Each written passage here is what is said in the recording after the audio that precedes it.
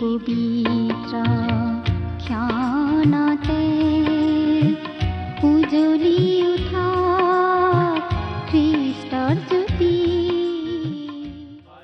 নমস্কাৰ, ভক্তিবচন অনুষ্ঠানলৈ আপোনাক স্বাগতম জনাইছোঁ। খ্ৰীষ্টীয় বিশ্বাসী লোকসকলৰ বাবে বিশেষভাৱে প্ৰস্তুত কৰা এই ভক্তিবচন অনুষ্ঠানটো হৈছে বাইবেল অধ্যয়নৰ ধাৰাবাহিক অসমীয়া অনুষ্ঠান। বাইবেলৰ গোটেই ৬৬খন পুস্তকৰেই আমি ইয়াত অধ্যয়ন কৰিম। মাজে মাজে পুৰণি নিয়ম আৰু মাজে মাজে নতুন নিয়মৰ পৰা একোখন পুস্তক আমি ল'ম আৰু পুস্তকখনৰ প্ৰতিটো পদ পঢ়ি তাৰ ওপৰত সহজ সৰলভাৱে আমি ব্যাখ্যা আগবঢ়াবলৈ চেষ্টা কৰিম। গোটেইখন বাইবেল পঢ়ি শেষ কৰা খ্ৰীষ্টীয় বিশ্বাসী লোক আমি খুব কমেই লগ পাম। এই অনুষ্ঠানটো নিয়মিতভাৱে শুনি থাকিলে আমাৰ শ্ৰোতা দৰ্শকসকলে গোটেইখন বাইবেল চোৱাৰ আৰু বুজি পোৱাৰ এটা সুযোগ পাব। প্ৰতিজন খ্ৰীষ্টীয় বিশ্বাসীৰ বাবে এইটো এটা উপযোগী অনুষ্ঠান হ'ব বুলি আমি আশা ৰাখিছোঁ। প্ৰিয় শ্ৰোতা দৰ্শক, এতিয়া আমি বাইবেলৰ পুৰণি নিয়ম খণ্ডৰ ৪ৰ্থখন পুস্তক অৰ্থাৎ গণনা পুস্তকৰ অধ্যয়ন চলাই আছোঁ। আমি যোৱা অনুষ্ঠানত গণনা পুস্তক নামৰ পুস্তকৰ ৪ আৰু ৫ নম্বৰ অধ্যায় দুটা চাইছিলোঁ। আজিৰ অনুষ্ঠানত আমি গণনা পুস্তকৰ ৬ আৰু ৭ নম্বৰ অধ্যায় দুটা আলোচনাৰ বাবে হাতত ল'ম। ৪ নম্বৰ অধ্যায়ত আমি লেবীয়াবিলাকৰ পুৰুষসকলে কৰা কাৰ্য আৰু সেই কাৰ্য কৰা পুৰুষবিলাকৰ গণনা কৰা কথা পাওঁ। লেবী ফৈদৰ পৰিয়াল তিনিটাই নিয়ম তম্বুত সেৱা আগবঢ়াব লাগিছিল। তেওঁলোকৰ কোনে কোনে সেৱা আগবঢ়াব, সেই সেৱা পৰিচৰ্যাৰ ক্ৰম কি হ'ব আৰু তেনেদৰে সেৱা পৰিচৰ্যা আগবঢ়োৱা লোকৰ সংখ্যা কিমান আছিল, সেই কথা আমি ৪ নম্বৰ অধ্যায়ত পাওঁ। ৫ নম্বৰ অধ্যায়ত ৰোগ আৰু মৃত্যুৰ যোগেৰে হোৱা অসুচিতাৰ বিষয়ে, পাপ কৰা ব্যক্তিয়ে অনুতাপ কৰি পুনৰ সংস্থাপিত হোৱাৰ বিষয়ে দিয়া ব্যৱস্থা আৰু ব্যভিচাৰ কৰা তিৰোতাৰ ক্ষেত্ৰত ল'বলগীয়া ব্যৱস্থা আদিৰ কথা আমি পাওঁ। বিশেষকৈ অন্তৰ্জালাৰ বিষয়টো এই অধ্যায়ৰ এটা বিশেষ বিষয়বস্তু। ৬ নম্বৰ অধ্যায়ত নাচৰীয়া সংকল্পৰ বিধি আৰু তিনিতৰপীয়া আশীৰ্বাদৰ বিধি আমি পাওঁ। নাচৰীয়া সংকল্পটো আছিল এটা স্ব-ইচ্ছাই কৰা সংকল্প। ইছৰাইলৰ যিকোনো পুৰুষ বা নাৰীয়ে ইচ্ছা কৰি এই নাচৰীয়া ব্ৰত পালন কৰিব পাৰিছিল। এই ব্ৰত গোটেই জীৱনৰ বাবেও হ'ব পাৰে, নহ'লে এটা নিৰ্দিষ্ট সময়ৰ বাবেও এই নাচৰতীয়া ব্ৰত কৰিব পাৰিছিল। ঈশ্বৰে কোনো বাধ্যবাধকতা দিয়া নাছিল, কিন্তু ঈশ্বৰৰ সৈতে ঘনিষ্ঠ সম্বন্ধ ৰাখিবলৈ ইচ্ছা কৰি যিকোনো মানুহেই এই নাচৰীয়া সংকল্প ল'ব পাৰিছিল। ৭ নম্বৰ অধ্যায়টো এটা অতি দীঘল অধ্যায়। ইয়াত ইছৰাইলৰ অধ্যক্ষবিলাকে অনা উপহাৰৰ কথা বৰ্ণনা কৰা হৈছে। এই সকলোবোৰ কথা বিতংভাৱে চাবলৈ আহকচোন এতিয়া আমি মূল আলোচনাটোৰ মাজলৈ আগবাঢ়ি যাওঁ। আমাৰ পৰম পবিত্ৰ প্ৰভু যীশুখ্ৰীষ্টৰ নামত নমস্কাৰ। প্ৰিয় শ্ৰোতা, আশা কৰোঁ আমাৰ পিতা পৰমেশ্বৰ আপোনাক ভালে কুশলে ৰাখিছে। সেই মহান পিতা পৰমেশ্বৰৰ জীৱন্ত বাক্য বাইবেল শাস্ত্ৰ অধ্যয়নৰ এই অসমীয়া অনুষ্ঠান ভক্তিবচন ইমান দিনে তেওঁ এই সুকলমে চলাই আনিছে। এই অনুষ্ঠান শুনি বহুতো লোক উপকৃত হোৱা বুলি আমি জানিব পাৰিছোঁ, তেওঁলোকে লিখা চিঠি পত্ৰবিলাকৰ যোগেদি। প্ৰিয় শ্ৰোতা, আপুনি বাৰু চিঠি পত্ৰ লিখি আমাৰে সৈতে সম্বন্ধ স্থাপন কৰিছেনে? আপোনাৰ সৈতে চিনাকি হ'বলৈ পালে আমি নথৈ আনন্দিত হ'ম। অনুগ্ৰহ কৰি দুষাৰিমান লিখি পঠিয়াবচোন। আপুনি যদি আমাৰ এই ভক্তিবচন অনুষ্ঠানটো নিয়মিতভাৱে শুনি আছে, তেনেহ'লে আপোনাৰ নিশ্চয় মনত আছে যে আমি এতিয়া বাইবেলৰ পুৰণি নিয়ম খণ্ডৰ গণনা পুস্তক নামৰ পুস্তকখন অধ্যয়ন কৰি আছোঁ। যোৱা অনুষ্ঠানত আমি এই গণনা পুস্তকৰ ৫ নম্বৰ অধ্যায়ৰ অধ্যয়ন কৰিছিলোঁ। গতিকে আজি আমি এই গণনা পুস্তকৰ ৬ নম্বৰ অধ্যায় আৰু ৭ নম্বৰ অধ্যায় আলোচনা কৰিবলৈ ওলাইছোঁ। আপোনাৰ হাতত যদি বাইবেল আছে তেনেহ'লে অনুগ্ৰহ কৰি পুৰণি নিয়ম খণ্ডৰ গণনা পুস্তকৰ ৬ নম্বৰ আৰু ৭ নম্বৰ অধ্যায় উলিয়াই ল'ব। আৰু যদিহে লগত বাইবেল নাই, অনুগ্ৰহ কৰি মনোযোগ দি শুনিব। ৬ নম্বৰ অধ্যায়টোত যিটো বিষয় আলোচনা কৰিবলৈ লৈছোঁ সেইটো হৈছে নাচৰীয়া ব্ৰত। আমাৰ বাবে এইটো অতি গুৰুত্বপূৰ্ণ বিষয়। এই ব্ৰত কাৰো বাবে বাধ্যতামূলক নাছিল। এইটো নিজৰ ইচ্ছাৰ ওপৰত নিৰ্ভৰ কৰে। ইছৰাইলৰ যিকোনো পুৰুষ বা স্ত্ৰীয়ে এই ব্ৰত নিজ ইচ্ছাৰে পালন কৰিব পাৰিছিল। এই ব্ৰত ৰখাৰ সময়ৰ ওপৰতো কোনো ধৰাবন্ধা নিয়ম নাছিল। ইচ্ছা কৰিলে কোনো এক নিৰ্দিষ্ট সময়সীমালৈকে নাইবা গোটেই জীৱনজুৰি এই ব্ৰত পালন কৰিব পাৰিছিল। এইটো নিজৰ ইচ্ছাৰ কথা আছিল। কোনোবাই যদি ঈশ্বৰৰ সৈতে বেছি ওচৰা ওচৰিকৈ চলিবলৈ ইচ্ছা কৰে তেন্তে তেওঁৰ বাবে এই ব্ৰত বৰ লাভজনক। বাৰু পাঠ কৰি দিছোঁ 6 নম্বৰ অধ্যায়ৰ 1 পদৰ পৰা 4 নম্বৰ পদলৈকে। পাছে জিহুৱাই মুচিক ক'লে, তুমি ইছৰাইলৰ সন্তানবিলাকক কোৱা, কোনো পুৰুষ কি স্ত্ৰীয়ে জিহুৱাৰ উদ্দেশ্যে বেলেগ হৈ থাকিবৰ নিমিত্তে যেতিয়া বিশেষ ব্ৰত নাচৰীয়া ব্ৰত ধৰিব তেতিয়া সি দ্ৰাক্ষাৰস আৰু সুৰাপানৰ পৰা বেলেগ হৈ থাকিব। দ্ৰাক্ষাৰসৰ চিৰকা বা সুৰাৰ চিৰকা পান নকৰিব আৰু দ্ৰাক্ষাৰসৰ পৰা চেপি উলিওৱা নতুন ৰসকো পান নকৰিব আৰু কেঁচা কি শুকান দ্ৰাক্ষাফল নাখাব। সি বেলেগে থকা সকলো কালত গুটিৰ পৰা বাকলিলৈকে দ্ৰাক্ষাফলেৰে যুগুত কৰা কোনো বস্তু ভোজন নকৰিব। যদি কোনো লোকে এই নাচৰীয়া ব্ৰত পালন কৰিবলৈ ইচ্ছা কৰিছিল তেতিয়া তেওঁক 3টা বিষয়ত নিষেধ কৰা হৈছিল। প্ৰথম কথা, নাচৰীয়াজনে দ্ৰাক্ষাৰস অৰ্থাৎ সুৰাপান কৰিব নোৱাৰিছিল। দ্ৰাক্ষাৰসেৰে তৈয়াৰী যিকোনো বস্তুৰ প্ৰতি তেওঁক নিষেধ কৰা হৈছিল। সুৰাপান কৰাটো উচিত বা অনুচিত সেই বিষয়ে কোনো প্ৰশ্ন উত্থাপন কৰাৰ প্ৰয়োজন নাই।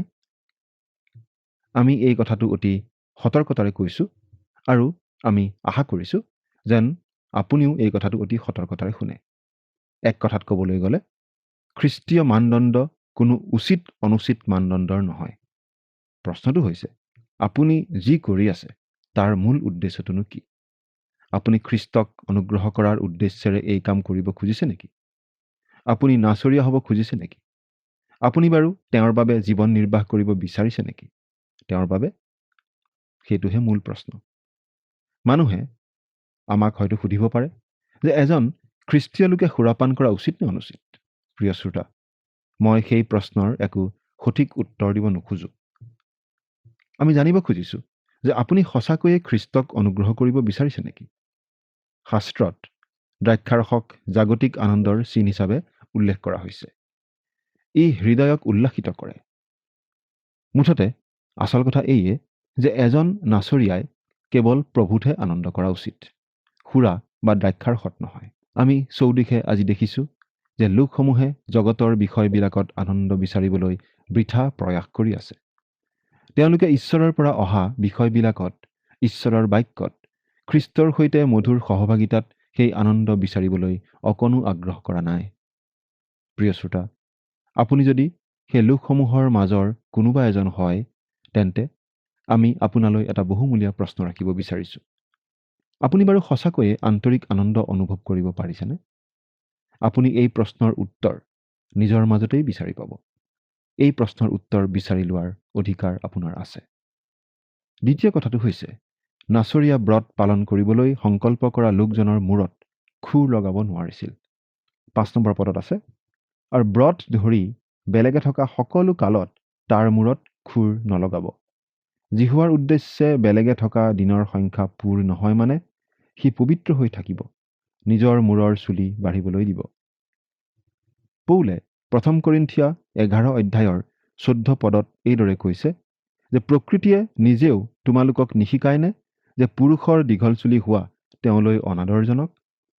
আমি আজিও ভাবোঁ যে পুৰুষে দীঘলকৈ চুলি ৰখাটো তেওঁলৈ অনাদৰজনক। আমি পাচনি পৌলৰ কথাটোৰ সৈতে 100% একমত। পুৰুষৰ বাবে সঁচাকৈয়ে ই অপমানজনক।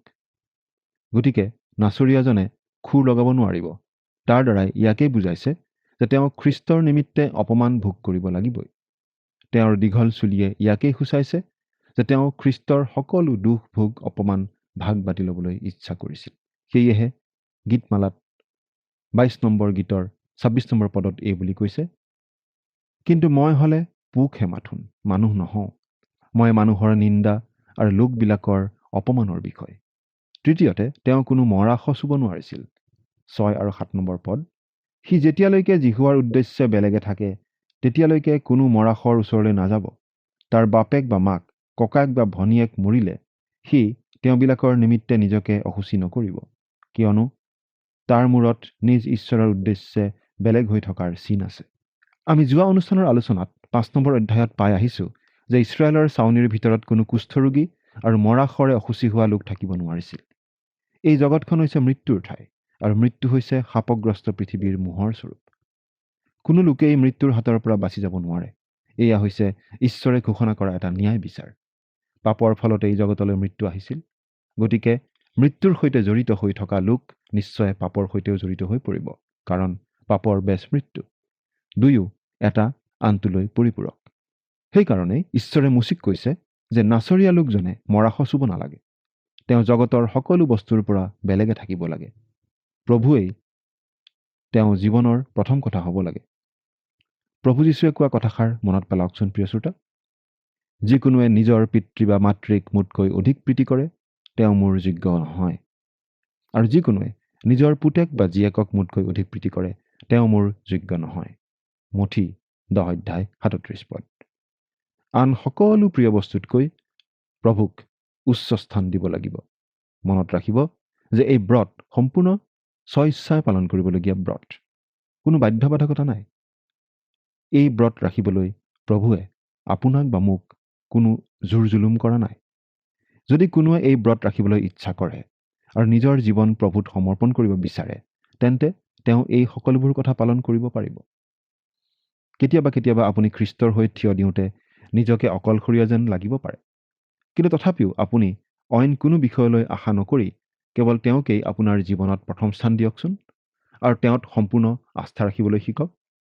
আপুনি যদি নিজৰ জীৱন সম্পূৰ্ণৰূপে প্ৰভুক দিব খুজিছে তেন্তে খ্ৰীষ্টক প্ৰথম স্থান দিবই লাগিব। তেওঁতেই আপুনি আপোনাৰ আন্তৰিক সন্তুষ্টি আৰু আনন্দ বিচাৰি পাব। 8 নম্বৰ পদ, সি বেলেগ হৈ থকা সকলো কালত জিহুৱাৰ উদ্দেশ্যে পবিত্ৰ হৈ থাকিব। আমি ভাবোঁ যে আজি অনেক লোকে এক বিশেষ আশীৰ্বাদ হেৰুৱাই পেলাইছে। কেতিয়াবা, আচলতে প্ৰায়েই, আপুনি দুখ কষ্টৰ এক নিৰ্দিষ্ট সময়ৰ মাজেৰে গমন কৰি আছে। কিয় বাৰু আপুনি নিজকে ঈশ্বৰৰ বাবে সোধাই দিয়া নাই? আপুনি সম্পূৰ্ণৰূপে নিজকে ঈশ্বৰত সোধাই দিয়া উচিত। হয়তো আপোনাৰ পৰা সেই দুখ কষ্টবোৰ আঁতৰ নহ'ব পাৰে, কিন্তু আমি ভাবোঁ, দৃঢ়ভাৱে বিশ্বাস কৰোঁ যে আপোনাৰ বাবে সেইবোৰ অধিক সহনীয় হৈ পৰিব। প্ৰভু যীশুৱে কৈছিল, হে পৰিশ্ৰান্ত আৰু ভাৰাক্ৰান্ত লোকসকল, মোৰ ওচৰলৈ আহা, মই তোমালোকক জিৰণি দিম। মই নম্ৰ আৰু কোমল চিত্তৰ মানুহ। এই হেতুকে তোমালোকৰ ওপৰত মোৰ জুৱলি লোৱা আৰু মোৰ পৰা শিক্ষা লোৱা, তাতে তোমালোকে নিজৰ নিজৰ মনত জিৰণি পাবা।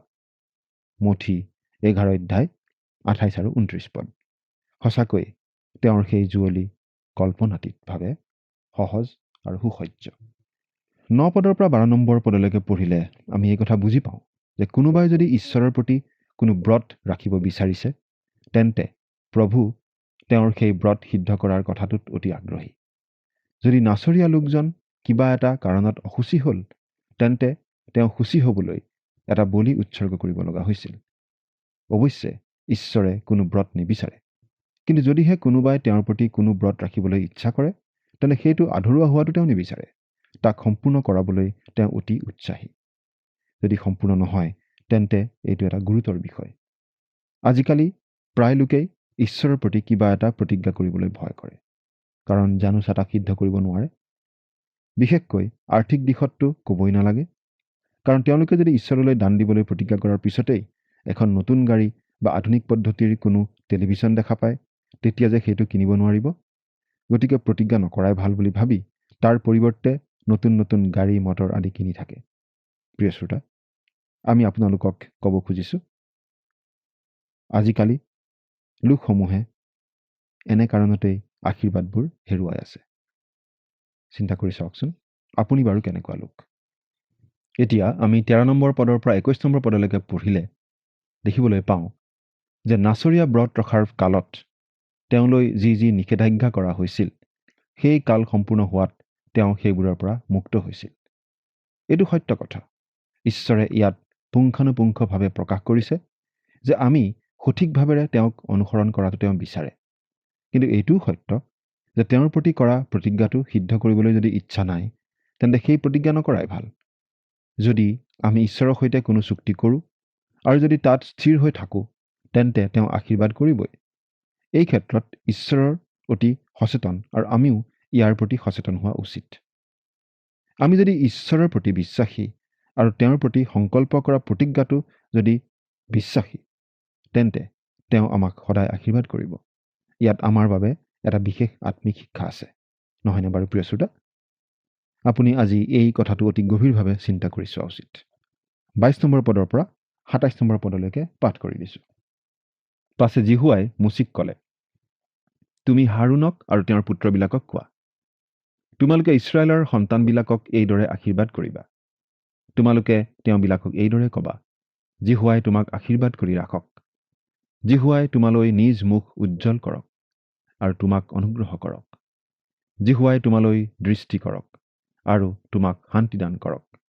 এইদৰে তেওঁবিলাকে ইছৰাইলৰ সন্তানবিলাকৰ ওপৰত মোৰ নাম স্থাপন কৰিব, তাতে মই তেওঁবিলাকক আশীৰ্বাদ কৰিম। পুৰণি নিয়মৰ এইখিনিত আমি তৃতীয় ঈশ্বৰৰ কথা পাইছোঁ। পিতৃ ঈশ্বৰেই হৈছে সকলো আশীৰ্বাদৰ উৎস। প্ৰভু যীশুৱে আমাৰ ওপৰত তেওঁৰ নিজ মুখ উজ্জ্বল কৰে আৰু অনুগ্ৰহ দান কৰে। আকৌ পবিত্ৰ আত্মাই তেওঁৰ প্ৰভাৱ আমাৰ ওপৰত তুলি ধৰে আৰু আমাক শান্তি দিয়ে। ঈশ্বৰৰ ওচৰলৈ আহি আমি তেওঁৰ শান্তি অনুভৱ কৰিবলৈ এইটোৱেই একমাত্ৰ পথ। একমাত্ৰ তেওঁৱেইহে এই কথাবোৰ আমাৰ জীৱনত সত্যভাৱে ৰূপায়ণ কৰে। পিতা, পুত্ৰ আৰু পবিত্ৰ আত্মাৰ যি এই সন্মিলিত অভিযান আমাৰ জীৱনত চলি আছে, সঁচাকৈ সেই কথা অতি গুৰুত্বপূৰ্ণ। প্ৰিয় শ্ৰোতা, এইখিনিতে আমি গণনা পুস্তক 6 নম্বৰ অধ্যায়টোৰ সামৰণি মাৰিছোঁ। 7 নম্বৰ অধ্যায়টোত ইছৰাইলৰ অধ্যক্ষসকলে দিয়া উপহাৰৰ বিষয়ে আমি পাম। আহকচোন আমি চাই যাওঁ হওক। প্ৰথম পদৰ পৰা 17 নম্বৰ পদলৈকে যদি পঢ়ি চাই, তাত দেখিবলৈ পাব যে নহচোন নামৰ এজন মানুহৰ কথা ইয়াত আছে। এই নহচোন নামৰ মানুহজনক আপুনি জানেনে প্ৰিয় শ্ৰোতা? আমি হ'লে নাজানো। আমি এই মানুহজনৰ বিষয়ে কেৱল ইমানেই জানো যে তেওঁ কিছুমান উপহাৰ উৎসৰ্গ কৰিছিল। তাৰ বাহিৰে আৰু আন একো নাজানো। কিন্তু ঈশ্বৰে এই মানুহজনক খুব ভালদৰে জানিছিল আৰু এই মানুহজনে অনা প্ৰতিটো উপহাৰৰ তেওঁ লেখ লৈছিল। আপুনি বাৰু তেওঁ অনা এই উপহাৰবোৰত কিবা মনোগ্ৰাহী কথা পাইছেনে? আমি হ'লে একো পোৱা নাই। আমাৰ এনে লাগিছে যেন এইখন বজাৰ কৰিবলগীয়া বস্তুৰ এখন তালিকাহে। তাৰ পাছত দ্বিতীয় এজন আহিছিল। 18 পদৰ পৰা 23 নম্বৰ পদত আমি সেই দ্বিতীয়জনৰ বিষয়ে পাওঁ। পাঠ কৰি দিছোঁ। দ্বিতীয় দিনা ইছাখৰৰ অধ্যক্ষ চুৱাৰৰ পুত্ৰ নথনেলে উপহাৰ আনিলে।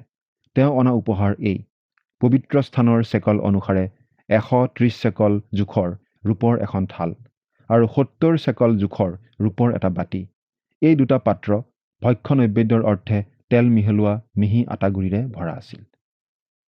ধূপেৰে পুৰ হোৱা 10 চেকল জোখৰ সোণৰ এটা পিয়লা, হোমৰ অৰ্থে এটা দমৰা গৰু, এটা মতা মেৰ আৰু এটা এবছৰীয়া মতা মেৰ পোৱালি, পাপাৰ্থক বলিৰ নিমিত্তে এটা মতা ছাগ, আৰু মংগলাৰ্থক বলিৰ নিমিত্তে দুটা গৰু, 5টা মতা মেৰ, 5টা মতা ছাগ আৰু 5টা এবছৰীয়া মতা মেৰ পোৱালি। এয়ে চুৱাৰৰ পুত্ৰ নথনেলৰ উপহাৰ। ইয়াত নথনেল নামৰ মানুহজনৰ কথা কৈছে। তেওঁ কি কৰিছিল জানেনে? তেওঁ সেই একে কামকেই কৰিছিল। নহচোন নামৰ মানুহজনে যিবোৰ উপহাৰ লৈ আহিছিল, তেওঁ তেনেদৰে উপহাৰ লৈ আহিছিল। 24 পদৰ পৰা 89 পদলৈকে আমি পঢ়িলে বুজি পাওঁ যে প্ৰতিদিনে এজন এজন অধ্যক্ষই জিহুৱাৰ উদ্দেশ্যে উপহাৰবোৰ আনিব লাগিছিল। এখন দীঘলীয়া তালিকা আমি এই অধ্যায়টোত পাইছোঁ। প্ৰথম দিনা নহচোনে, দ্বিতীয় দিনা নথনেলে, তৃতীয় দিনা ইলিয়াবে, চতুৰ্থ দিনা ইলিচুৰে, পঞ্চম দিনা চলোমিয়েলে, ষষ্ঠ দিনা ইলিয়াছফে, সপ্তম দিনা ইলিচামাই, অষ্টম দিনা গমলিয়েলে, নৱম দিনা অবিদানে, দশম দিনা অহিয়েজৰে, একাদশ দিনা পগিয়েলে আৰু দ্বাদশ দিনা অহিৰাই উপহাৰসমূহ আনিছিল। কোনে কি আনিছিল সকলোবোৰ ঈশ্বৰৰ দৃষ্টিত স্পষ্ট আৰু স্মৰণীয় হৈ ৰৈ গৈছিল আৰু সেই সকলোবোৰ লিপিবদ্ধ কৰা হৈছিল। আমাৰ প্ৰভু যীশুৱে কৈছিল কিন্তু তুমি যেতিয়া দান কৰা তেতিয়া তোমাৰ সোঁহাতে কি কৰে বাওঁহাতক তাক জানিবলৈ নিদিবা। মুঠি 6 অধ্যায় 3 নম্বৰ পদ। প্ৰায় মানুহেই এই কথা আখৰে আখৰে পালন কৰে। সোঁহাতখনে নাজানে যে বাওঁহাতখনে কি কৰিলে, আৰু বাওঁহাতখনেও নাজানে যে সোঁহাতখনে কি কৰিলে, কিয়নো তেওঁলোকৰ এখন হাতেও প্ৰভুৰ কাৰণে একো নকৰে। কৰিলেও ইমান কম যে তাৰ কোনো উমঘামেই পোৱা নাযায়। তেওঁলোক নিজৰ নিজৰ সোঁ কি বাওঁ দুয়োখন হাতৰ বাবে লজ্জিত হোৱা উচিত। কিন্তু এইখিনিতেই আপোনালৈ আমাৰ এটা বাতৰি আছে যে সৰুৱেই হওক, লাগিলে একেবাৰে নগণ্যও হওক, কিন্তু আপুনি প্ৰভুৰ বাবে যিহকেই কৰিলে তেওঁ তাক লিপিবদ্ধ কৰি ৰাখিছে। লোকে লিখা শুভবাৰ্তাৰ 21 নম্বৰ অধ্যায়ৰ কথাটো মনত পেলাওকচোন প্ৰিয় শ্ৰোতা। তেওঁ ভঁৰালৰ ওচৰত থিয় হৈ চাই আছিল যে মানুহবিলাকে কেনেদৰে দান দিয়ে। ধনী লোকবিলাকে মূল্যৱান উপহাৰ আনিছিল। তেওঁলোকৰ উপহাৰবোৰ অতি শকত আৰু বৃহৎ আকৃতিৰ আছিল। প্ৰভুৱে সেইবোৰ লিপিবদ্ধ কৰিছিল। তাৰ পিছতেই এজনী দুখীয়া বাৰীয়ে 2 পাই সুমুৱাই দিয়াও তেওঁ দেখিলে। তাইৰ সেই উপহাৰ অতি নগণ্য আছিল। ধনীসকলৰ উপহাৰবোৰৰ তুলনাত তাইৰ সেই উপহাৰৰ কোনো মূল্যই নাছিল। কিন্তু প্ৰভু যীশুৱে সেইদৰে ভবা নাছিল।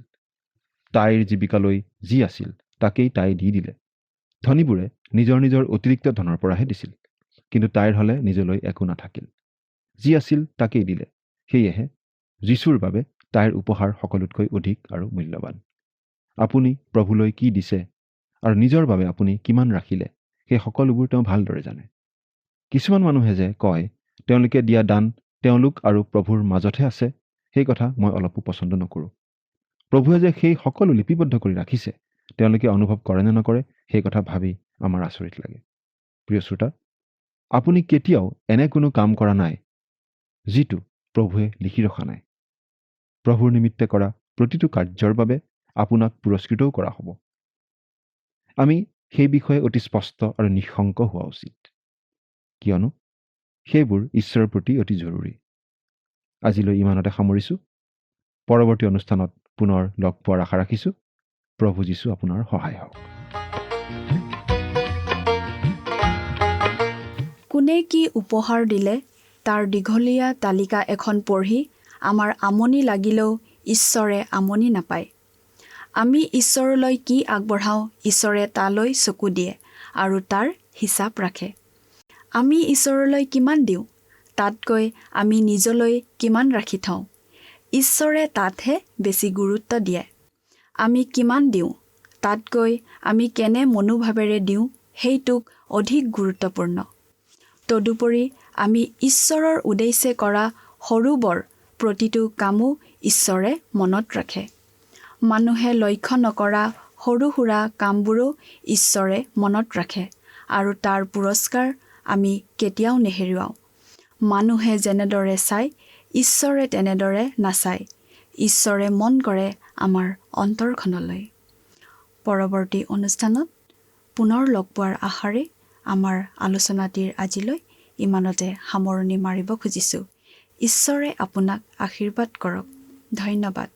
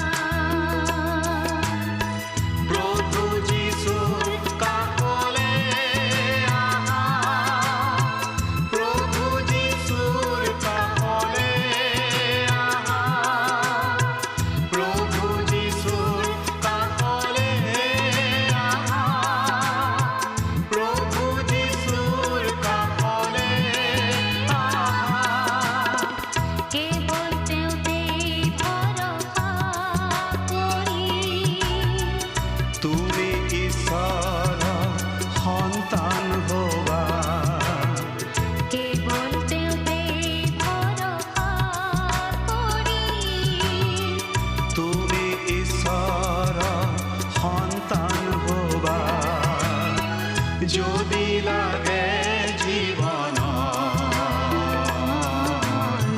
পৰিপূৰ্ণতা।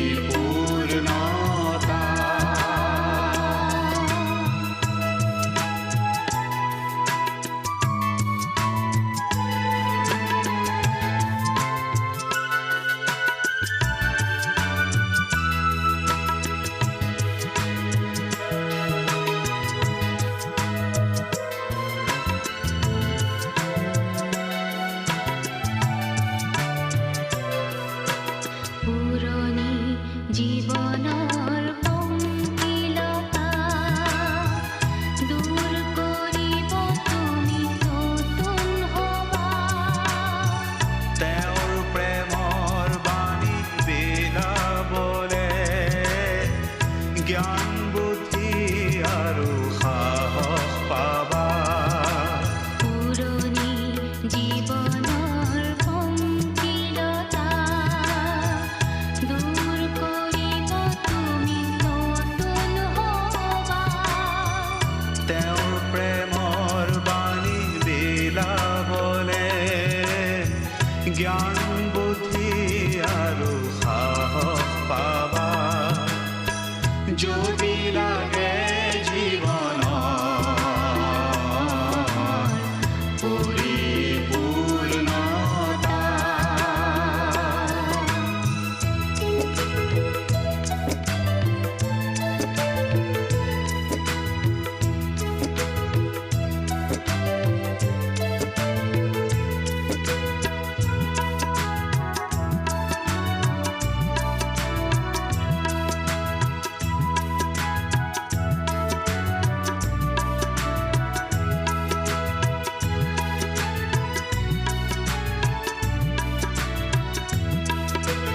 জীৱনৰ প্ৰতিটো প্ৰয়োজনৰ প্ৰতিটো বিষয় আৰু প্ৰতিটো ক্ষণৰ জীৱনৰ প্ৰতিটো প্ৰয়োজনৰ প্ৰতিটো বিষয় আৰু প্ৰতিটো ক্ষণৰ তেওঁৱেই দায়িত্ব কৰিব বহন প্ৰভু যীশুক আজি কৰা গ্ৰহণ।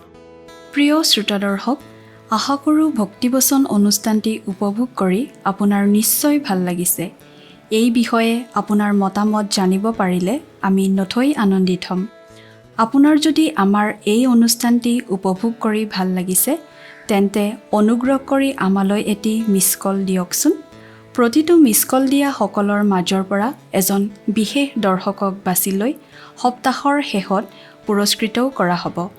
মিছ কল দিয়া নম্বৰটো হৈছে 04449081 আপোনাৰ যদি কিবা প্ৰাৰ্থনাৰ বিষয় থাকে বা অধিক জানিবলৈ ইচ্ছা কৰে তেন্তে টেলিফোনৰ মাধ্যমেৰেও আমাক যোগাযোগ কৰিব পাৰে। আমাৰ টেলিফোন নম্বৰটো হৈছে 7429840242। আপুনি আমালৈ ইমেইল অথবা পত্ৰযোগেও যোগাযোগ কৰিব পাৰে। তাৰ বাবে আমাৰ ইমেইল আইডি আৰু পোষ্টেল এড্ৰেছটো টিভি পৰ্দাত চাই লওকচোন। পুনৰ লগ পোৱাৰ আশাৰে আজিলৈ ইমানতে সামৰিছোঁ। ঈশ্বৰে আপোনাক আশীৰ্বাদ কৰক। ধন্যবাদ।